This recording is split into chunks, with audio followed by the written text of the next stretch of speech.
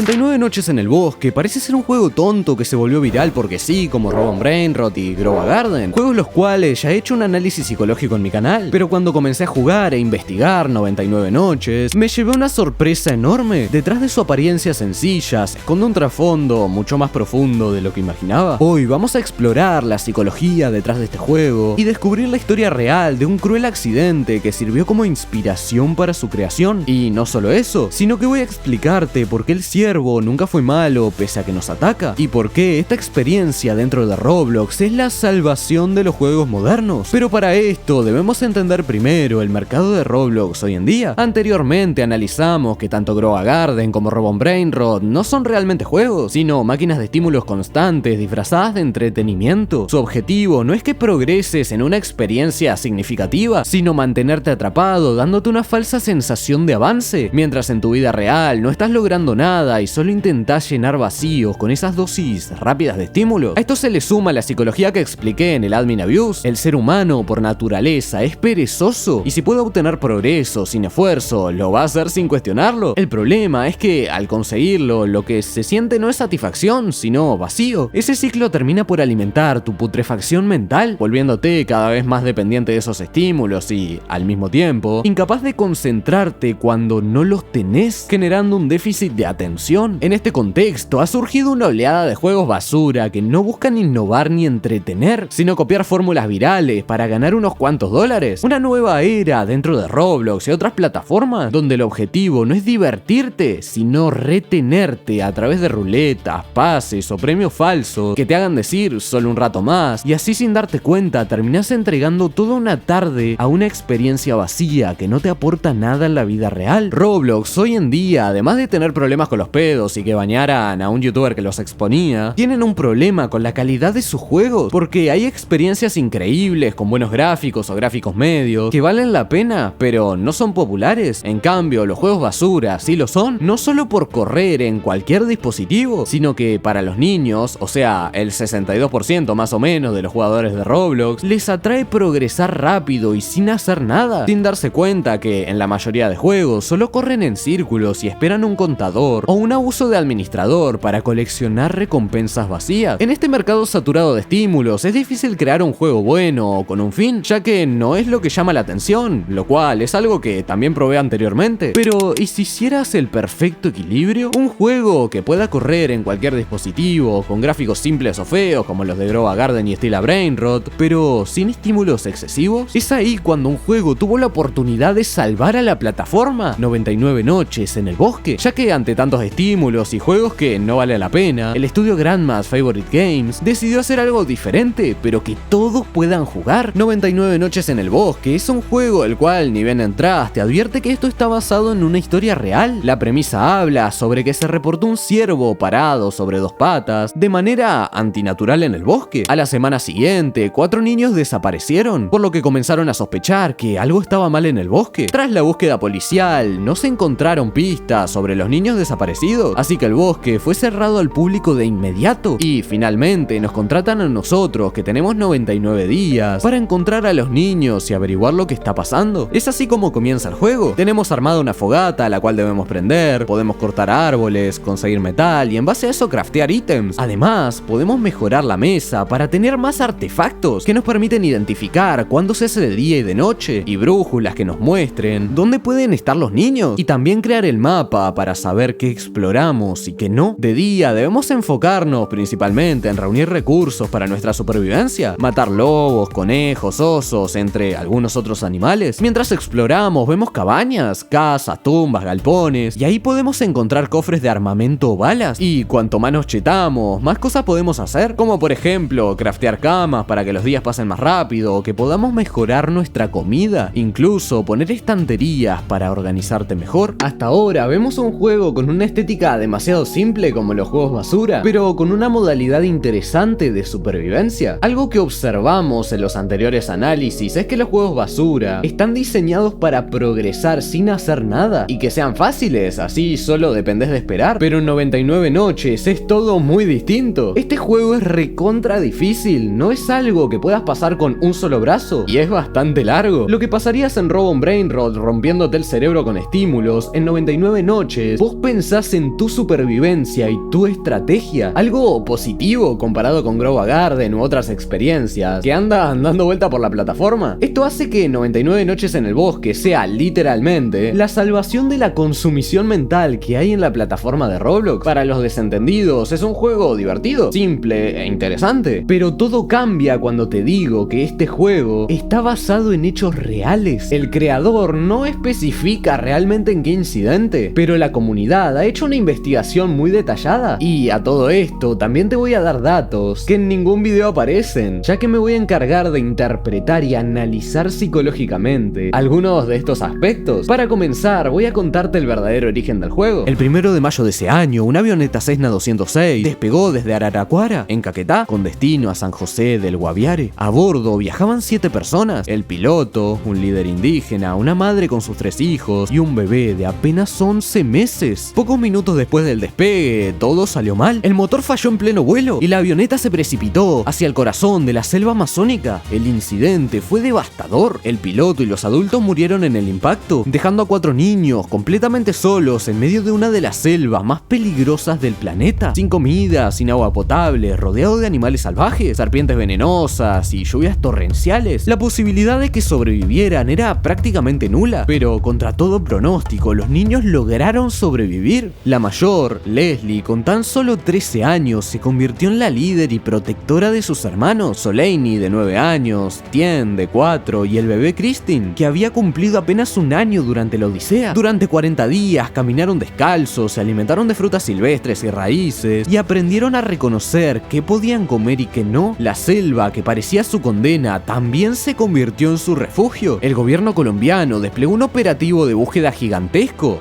Operación Esperanza. Más de 350 militares, junto con comunidades indígenas, se internaron en la selva. Se lanzaron desde helicópteros mensajes grabados de la abuela de los niños para darles ánimo y paquetes de comida para que pudieran resistir. Pero el terreno era tan denso, tan hostil, que cada día que pasaba parecía imposible encontrarlo. Y entonces ocurrió un milagro. El 9 de junio, después de más de un mes de búsqueda incansable, los rescatistas hallaron a los 4 hermanos vivos, debilitados y hambrientos, pero con vida. El mundo entero quedó conmocionado. 4 niños habían desafiado a la selva amazónica y habían ganado. Este hecho estremeció a Colombia y al mundo. La resiliencia, la unión y la esperanza de esos niños inspiraron titulares, documentales y, con el tiempo, este videojuego. Y acá es donde 99 noches en el bosque toma su inspiración. Un relato digital que simula la oscuridad, la incertidumbre y la supervivencia en un entorno hostil, recordándonos que las historias más terribles también pueden dar lugar a leyendas que nunca olvidamos. La historia Operación Esperanza nos deja algo muy en claro: el ser humano tiene una capacidad de adaptación increíble. Incluso en los entornos más hostiles, cuando parece que no hay salida, siempre existe la posibilidad de resistir. Pienso en Leslie, la mayor, que con tan solo 13 años tuvo que convertirse en madre, guía y en protectora. Esa situación muestra una verdad incómoda. Muchas veces no nos damos cuenta de la fuerza que tenemos hasta que la vida nos obliga a sacarla. Y esa fuerza no se mide con músculos ni habilidades, se mide con decisiones, en elegir seguir adelante cuando todo parece perdido. En nuestra vida cotidiana no enfrentamos selvas amazónicas, pero sí tenemos nuestras propias selvas internas. Los problemas, la ansiedad, la procrastinación, el vacío de los estímulos fáciles, como esos juegos que consumen horas sin dar algo realmente bueno. Y ahí está el aprendizaje. Podés quedarte atrapado en ese bosque oscuro, o podés empezar a caminar hacia afuera, aunque sea un camino difícil. La esperanza al final no es esperar a que algo pase, es actuar con fe, aun cuando no vemos la salida. Es entender que cada pequeño paso, cada decisión consciente que tomás hoy, es lo que te va a salvar mañana. Ahora, directamente hablando del juego, podemos decir que sí, hay cosas modificadas para mejorar la experiencia del jugador, pero te puedo decir que absolutamente todo el mapa está perfectamente planeado para que nosotros descubramos qué pasa en el bosque realmente. Como jugadores, descubrimos que hay un ciervo gigante que nos quiere comer, pero como personas reales que juegan al juego, podemos hacer nuestra propia investigación, justo como ahora voy a mostrarte y analizar detalladamente. Pero antes quiero aprovechar a decirte que este video está patrocinado por MGM Gamers, la mejor y más grande página de mousepad de Argentina. Como pueden ver, llevo hace años usando sus productos y jamás he tenido ningún problema. Tenés la serie Pro, la cual está pensada para gaming, con una superficie de caucho antideslizante, y por otro lado, los clásicos, que son más multiuso para el diario, gaming y trabajo. Ambos son completamente personalizables y tenés el link en la descripción de este video para que los sigas y vayas a la tienda. Ahora sí, seguimos con el video. Como dije, podemos talar árboles, conseguir materiales como chapa y chatarra para mejorar nuestras herramientas, pero lo curioso de todo esto es que si investigamos el bosque encontramos aviones estrellados, justamente como el incidente real, el cual da origen a toda la historia que conocemos de 99 noches. Cuando comenzamos el juego aparece una cinemática curiosa que nos explica que 4 niños desaparecieron y que ha habido avistamientos de un ciervo gigante. Sin embargo, también vemos una especie de culto que lo está venerando. Incluso hacen rituales para rendirle homenaje y cada determinadas noches ellos nos atacan en nuestra fogata. Curiosamente, el ciervo siempre se queda mirando este evento y no nos ataca. Y cuando vencemos a los cultistas, este simplemente corre. También los cultistas tienen bases en las cuales al parecer viven o se protegen y se arman para defenderse y hacer ofrendas. Pero, ¿qué hay más allá de ellos? Para este cuestionamiento de por qué existen los cultistas y qué es ese comportamiento raro, debemos entender primero qué es el ciervo. Algunos dicen que es una representación de un wendigo. El wendigo es una criatura del folclore de los pueblos nativos americanos, especialmente de las tribus algónquicas, descrita como un espíritu maligno, una persona transformada por el canibalismo, que personifica la avaricia y la codicia. Se dice que tiene un hambre insaciable de carne humana, una apariencia demacrada y bestial con rasgos de animal y habilidades para la caza y la posesión. El mito del wendigo también da nombre a la psicosis del wendigo, un trastorno cultural caracterizado por el deseo de comer carne humana. Tiene sentido que el ciervo sea un wendigo, si no fuera por el estado en el que se encuentran los niños, porque cuando los rescatamos no están en peligro real, sino que están cómodos en una habitación. Hay otra teoría muy interesante que dice que el ciervo es bueno, y me gusta más quedarme con esta, ya que para mí, personalmente, tiene más sentido. Cuando va pasando la historia, podemos ver que el ciervo es capaz de sentir emociones, como por ejemplo el miedo en la cinemática donde aparece el búho, o incluso cuando cada ciertas noches el juego te avisa de que hoy el ciervo tiene hambre y se vuelve agresivo, o sea, está sintiendo desesperación. Es acá cuando la teoría muestra que, pese a ser un animal salvaje, puede sentir compasión. Los ciervos en general son animales principalmente diurnos, que viven en pequeños grupos familiares, pero son muy adaptables y pueden cambiar su rutina según el entorno. Se comunican mediante olores, lenguaje corporal y sonidos. Sus sentidos, especialmente el olfato y el oído, son agudos y esenciales para detectar depredadores y encontrar alimento. Es acá cuando la comunidad se plantea: ¿y si el ciervo protege a los niños? Pensá lo siguiente: cuando vamos a rescatar a los niños, están en unas rejas un poco tétricas, pero no están mal cuidados. De hecho, están en una mejor habitación de lo que nosotros podemos ofrecerle en la fogata. Es una habitación clara, acogedora para un niño. Es ahí cuando nos preguntamos si el ciervo está cuidándolos. Sumado a esto, vemos animales resguardando el lugar, que sí, son fuertes, pero ¿por qué tienen una correa como si estuvieran domesticados? Y esta es una simbología de que el ciervo, más que un demonio que los quiera comer, es más como un protector hacia lo que él cree que es su familia. Por eso deja de aparecer en el diurno y comienza a aparecer en el nocturno, dejando como guardianes a los animales. Y si tenés 2 dedos de frente, seguro te estarás preguntando si es bueno, ¿por qué nos ataca? Y más si estamos queriendo rescatar a los niños. Y la respuesta es sencilla: porque es un animal salvaje que no comprende nuestras intenciones, algo que voy a explayar ahora. Si vemos al culto, ellos veneran al ciervo, pero tienen una falsa fe. Un culto puede referirse a la veneración o adoración de una deidad o algo sagrado, manifestada a través de rituales y ceremonias religiosas, o bien a un grupo o movimiento con una ideología extremo particular, a menudo centrado en un líder carismático. Pero el ciervo, lejos de pensar que son seguidores, lo considera como amenazas. Al ver que los niños están explorando el bosque y sabiendo lo que el culto puede llegar a hacerle, los refugia en esas habitaciones. Pero acá es cuando nosotros los rescatamos, y el ciervo, sabiendo que los considera como una nueva familia y que nosotros los estamos aislando de él, nos considera una amenaza. Y también este se confunde, porque cuando el culto nos ataca, si prestamos atención, el ciervo siempre se queda mirando, y cuando los vencemos a todos, simplemente se va, mostrando así su verdadera naturaleza. Cuando llegamos a las 99 noches y el día 100, se da cuenta de que en realidad nunca fuimos una amenaza, y ahora sí que los niños están seguros, haciendo que finalmente el ciervo se dé cuenta de esto esto y ya no necesita estar ahí y protegerlos. Por eso en la cinemática se va. Si lo pensás bien, esta historia del ciervo y los niños es una metáfora de tu propia vida. Muchas veces juzgamos a algo como bueno o malo sin entender realmente sus intenciones. El ciervo a primera vista parece un monstruo, te ataca, defiende a un culto extraño y no parece tener lógica en sus acciones. Pero cuando miramos más al fondo, descubrimos que lo que hace nace de algo mucho más básico, el instinto de proteger. Nos pasa igual en lo cotidiano, personas que nos hieren, situaciones que nos parecen injustas, obstáculos que sentimos como enemigos, y sin embargo muchas veces esos momentos terminan moldeando tu vida o incluso cuidándonos de cosas peores. Lo interesante es que el ciervo nunca fue un villano, solo era un guardián confundido. ¿Y cuántas veces en nuestra vida también confundimos a nuestros guardianes con nuestros enemigos? El dolor que nos hizo crecer, la dificultad que nos obligó a cambiar, la pérdida que nos enseñó a valorar lo que teníamos. Al final, 99 noches en el bosque nos recuerda que no siempre tenemos el control para entenderlo todo, que incluso aquello que parece estar en nuestra contra puede estar cumpliendo un propósito, protegernos, hacernos más fuertes o prepararnos para lo que viene, y que cuando finalmente logramos comprenderlo, como el ciervo al final del juego,